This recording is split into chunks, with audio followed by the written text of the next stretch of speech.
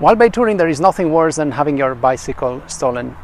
Maybe a touring bike loaded with bags is generally less of a target, as it is heavy and more cumbersome to deal with. But I have read accounts of people who had their bikes and even some of their luggage stolen while on tour. If you're touring with a friend or in a group, a lot of the advice given here is not necessary. If that is the case, all you have to do is to plan your stops so that one person is able to keep an eye on the bikes while the others are away. What is more of a challenge though is when touring solo.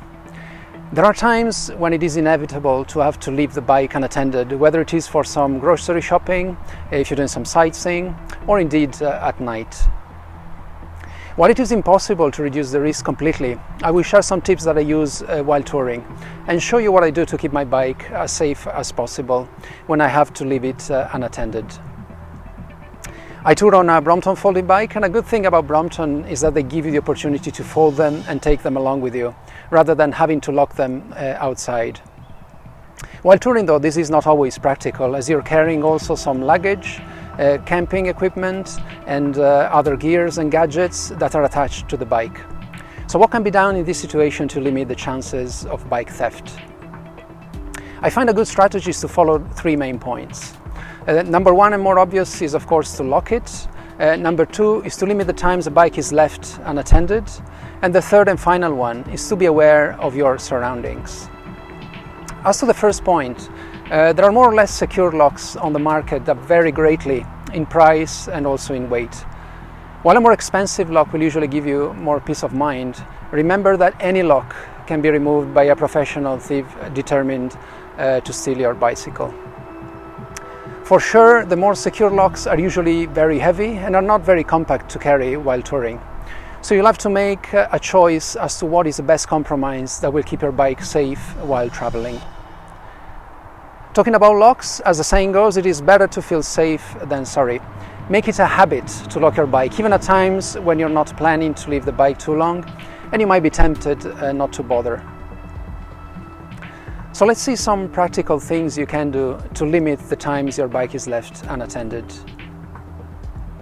If you rely on grocery shopping for your drinks and meals, buy all you need for that day in one place rather than stopping multiple times.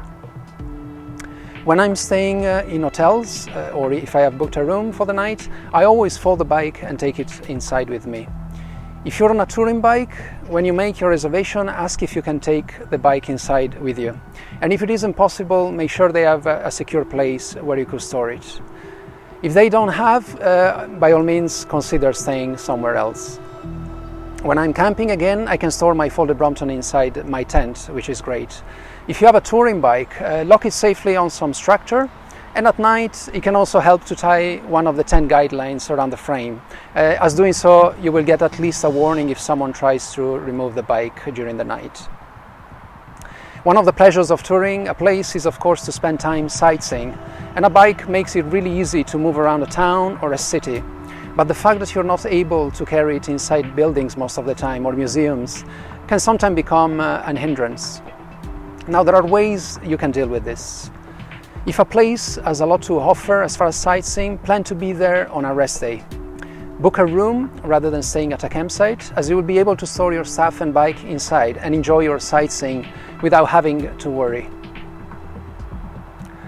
If I'm simply passing by instead and want to visit a site during the day, I first check with the reception, for example, and ask the staff if there is a place where I can lock my bike safely.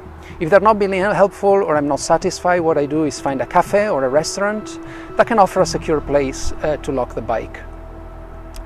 I usually tell them I would like to do some sightseeing before having a meal or a coffee or a cake, and ask if they wouldn't mind me leaving the bike there.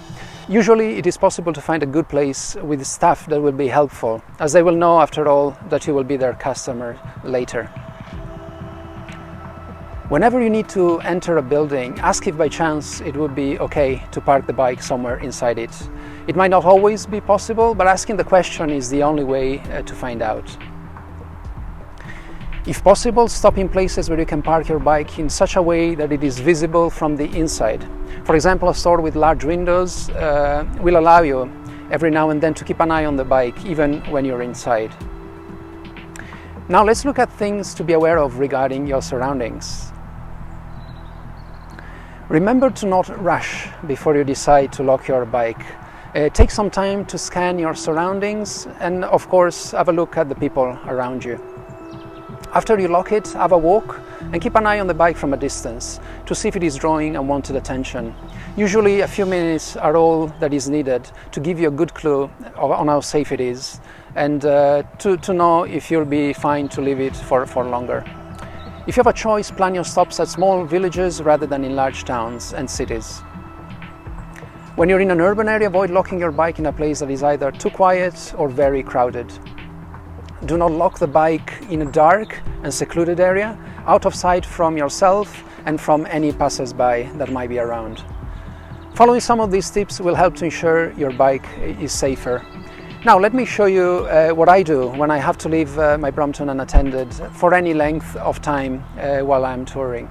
Touring on the Brompton limits the ability to carry too much weight, so even when it comes to the lock, I choose something that I can pack small and that is not too heavy. So this is the combination lock that I carry when I'm touring.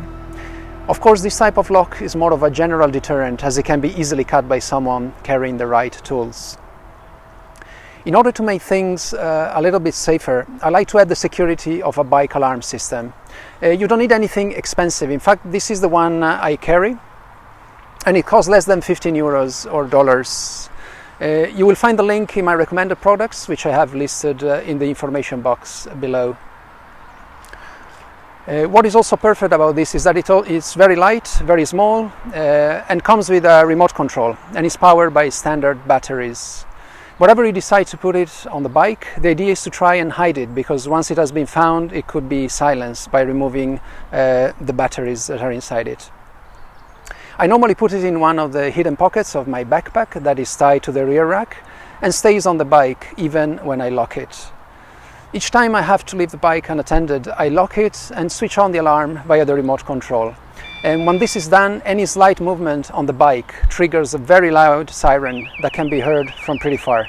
It can be deactivated by the remote control that you're carrying. Of course, a thief could still try and take the bike and run away, but at least he will get some warning, and you might have a chance to set on a good chase. Also, the alarm sound will probably take the person by surprise. Usually the last thing they want is to draw a lot of attention to them, and there is a chance that they will give up from trying in the first place.